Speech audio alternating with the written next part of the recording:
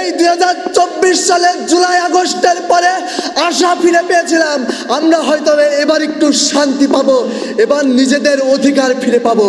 কিন্তু আমরা দেখতে পাই প্রত্যেকটা স্তরে, প্রত্যেকটা সেক্টরে নতুন চাঁদাবাজ, সন্ত্রাস আর টেন্ডারবাজ তৈরি হয়ে গেছে।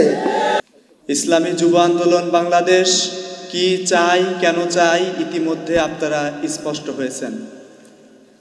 বাংলাদেশে বড় রাজনৈতিক সংগঠনের অধিকাংশ প্রত্যেকটা দলেই একটি করে যুবক সংগঠন আছে। আমরা দেখতে পাই সমস্ত রাজনৈতিক দলের যুব সংগঠনের লক্ষ্য এবং উদ্দেশ্য ভালো থাকলেও তাদের মাঠে ময়দানে যখন কাজ করে লক্ষ্য এবং উদ্দেশ্যের সাথে মিল পাওয়া যায় না। বাংলাদেশের যে সমস্ত রাজনৈতিক সংগঠন আছে তারা যুবকদেরকে এই বলে ডাক দেয়, এসো যুবক, আমরা সন্ত্রাস চাঁদাবাজের বিরুদ্ধে একটি প্রতিরোধ গড়ে তুলব। কিন্তু এই সমস্ত যুবকদেরকে তাদের দলে নিয়ে যে টেন্ডারবাজ, চাঁদাবাজ, মদ, গাঁজা, ফেন্সিডিল, ইয়াবায় আসক্ত করে সাধারণ মানুষের কাছ থেকে চাঁদা এবং টেন্ডারের মাধ্যমে একটা অন্যায়ের সাম্রাজ্য তৈরি করে। কথা ঠিক কিনা? প্রিয় যুবক ভাইরা, ইসলামী যুব আন্দোলন বাংলাদেশ সেই 2016 থেকে প্রতিষ্ঠিত হলেও আজকে হলফ করে বলতে পারি বাংলাদেশের কোন থানায় এমনকি ইউনিয়নে আমার চোখে বাঁধে নাই ইসলামী যুব আন্দোলনের একজন দায়িত্বশীল টেন্ডারবাজ, চাঁদাবাজ, ধর্ষক মামলায় গ্রেপ্তার হয়েছে। কথা ঠিক কিনা?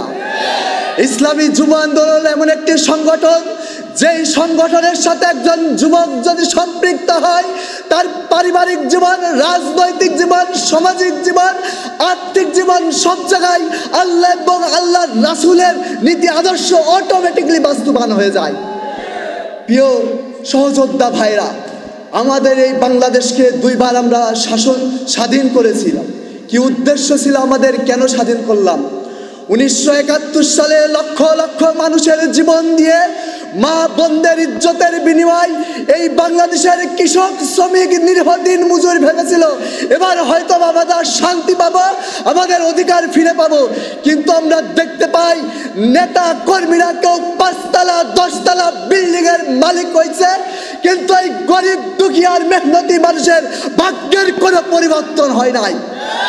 এ সমস্ত মেহনতি মানুষ ভেবেছিল এই 50-51 বছরে যেভাবে কাটুক না কেন এই 2024 সালের জুলাই আগস্টের পরে আশা ফিরে পেয়েছিলাম আমরা হয়তো এবার একটু শান্তি পাবো, এবার নিজেদের অধিকার ফিরে পাবো। কিন্তু আমরা দেখতে পাই প্রত্যেকটা স্তরে, প্রত্যেকটা সেক্টরে নতুন চাঁদাবাজ, সন্ত্রাস আর টেন্ডারবাজ তৈরি হয়ে গেছে। পীর সাহেব চরমনায় আমাদেরকে এমন একটি প্রতীক দিয়েছে, এই চাঁদাবাজ সন্ত্রাসের বিরুদ্ধে লড়তে গেলে এই হাত পাখার প্রতীক দিয়ে ইনশাআল্লাহ বাতাস দিয়ে যদি কাজ না হয় হাত পাখার ডাঁটি দিয়ে এমন ব্যবস্থা করা হবে এই বাংলা থেকে নাস্তিক বেঈমান পালাতে বাধ্য হবে। নাসরুম মিনাল্লাহি ওয়া ফাতহুল করিব।